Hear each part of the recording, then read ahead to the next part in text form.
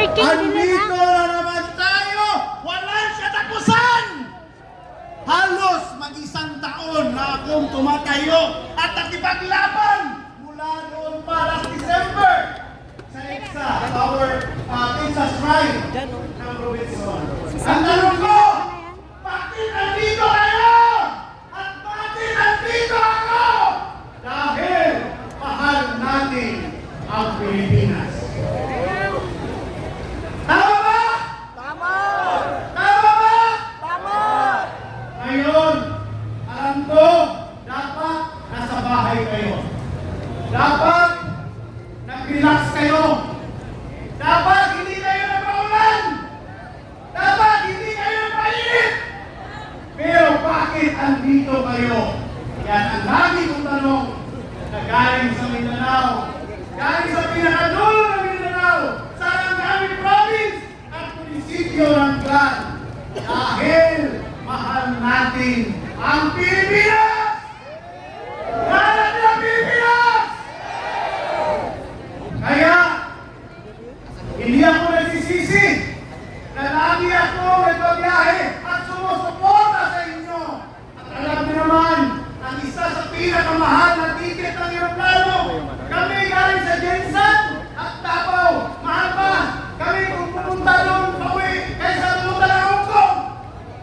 Tapos, yung mga kababayan natin nanonood ngayon sa Facebook, sa YouTube, handa na na sa bahay nyo! Ako, na taga-Mindanao, andito! Kaya, nananawagan ako sa inyo! Umalis na kayo sa bahay nyo at samahan kami dito sa peaceful rally namin! Madaling magpindot ng like, madaling magpindot ng heart, madaling magpindot ng share, pero kailangan namin ang iyong presensya ngayon o walang bukas! Kailangan ko kayo! Nananawagan kami dahil sa Mindanao! Taga Visayas! Nandito sa Luzon! Halin na kayo! Mga taga Quezon City! Pasig! Kung saan pa dito sa NCR? Sana magising kayo at nakikinig kayo bilang isang ordinaryong OFW, isang ordinaryong mamamayang Pilipino, isang ordinaryong taga Mindanao. Hindi ko ikinahihiya na umaakyat ako nito, representing the people of Mindanao, representing ang mga Bisaya, representing ang tribo ng Mindanao. But yet, nag-look up ako dahil alam ko hindi ako nag-iisa. Tingnan nyo! Hanggang dulo tayo! Alam ko, mapupuno natin ang EDSA! Uubusin natin ang ating proses! Dahil alam ko, may laban tayo ngayon dahil sobra na ginagawa nila. Maawa kayo sa Pilipinas! Maawa kayo sa amin! Dahil sobra na ang inyong pagnanakaw. Ngayon, mga kabayan ko, alam ko itong kayo. Hindi kaya namin i-produce pagkain, tubig. Kaya nananawagan ko sa naratima, na mga NCR, sa karating po dito, magdala kayo ng inyong pagkain. Magdala kayo ng tubig kapote dahil walang uwian! Walang uwian! Walang uwian! Magpapasubigan kayo! Walang uwian! Walang uwian! Walang uwian! Walang uwian! Walang uwian! Samahan niyo kami! Dahil ang laban ito hindi para sa atin, kundi para sa ating para. Para sa ating future. At hindi natin papayagan na tuloy-tuloy ang pagnanakaw nila at hintayin pa natin na aabot ang dalang ng 100. Doon ba kayo magkalit? Doon ba kayo lalabas ng bahay? Kung wala na kayong bigas na makain? Tama hindi? Doon na kayo magkalit? Kung wala na kayong trabaho? Kaya nanawagan ako. Maahinsin naman, pakiulisika, Magsiahil ka. Magsama-sama tayo at sumigaw ng Marcos resign! Kasi ang mga may kasalanan dito, hindi siya pwede maghugas ng kamay. Kasi ang mga nagpirma. Tama hindi? Boses ko lang yung taga Mindanao. Yan ang sinasabi ng Mindanao. Kaya pinapakot ko sa inyo. Hindi ko personal. Pinapakot ko ang boses ng taga Mindanao. Kaya mga kababayan ko, as taga Mindanao, hindi kayo nag-iisa.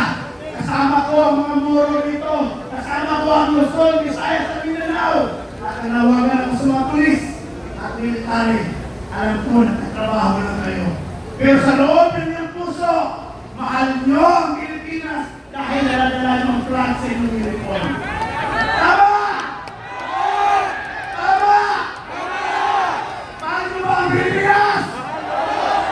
Sama-sama natin mahalin ang Pilipinas.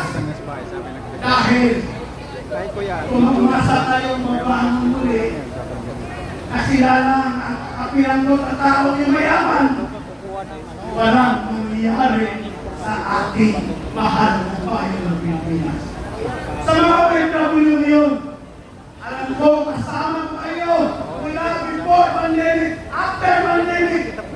Ito na yung time na kita nyo ang lakas ng OFW. I-share nyo ang lahat ng videos na galing dito sa Mare. Dahil ito yung time na maririnig ang inyong lakas ng mga OFW. Alam ko, maraming nag-take ng off ngayon from Pinalis. 3 araw din sila nag-off dahil gusto nilang sumali sa ating hari kahit lang sa kanilang cellphone. Saludo kami sa inyo at saludo ang bayang Pilipinas. Alam ko, marami pang magsasalita, pero sabihin ko sa inyo, gusto kong makita ka hanggang madaling araw na yun. Gusto kong makita ka hanggang bukas. Gusto kong makita ka na ibabalik natin ang totoong boses ng bayan at gobyerno ng totoong mga mamayang Pilipino. Sa mga taong may hawak ng flag, iwagay-wain nyo naman! Iwagay-wain nyo! Ira ng Pilipinas! Dahil dito, nagkakaisa tayo. Again, sa inyong lahat, akong mga Pilipino, salamat sa inyong presensya at hindi walang iwanan! Walang iwanan! Walang iwanan! Walang iwanan! Again, God bless and to God be the glory.